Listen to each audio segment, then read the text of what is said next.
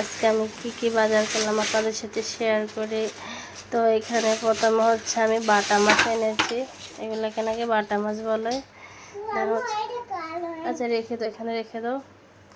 আর হচ্ছে এই যে দেন হচ্ছে আমি এদিকে তেলাপিয়া এনেছি প্রায় 2-3 কেজির মতো। আর এখানে চিংড়ি মাছ এনেছি, আর এখানে অনেক বড় একটা পাঙ্গাস মাছ এনেছি।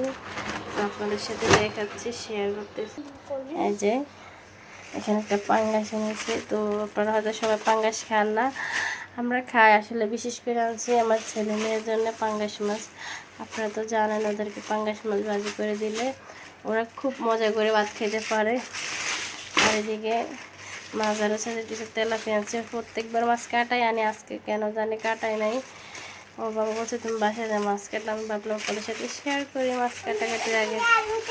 এখানে পর্যন্ত আল্লাহ হাফেজ।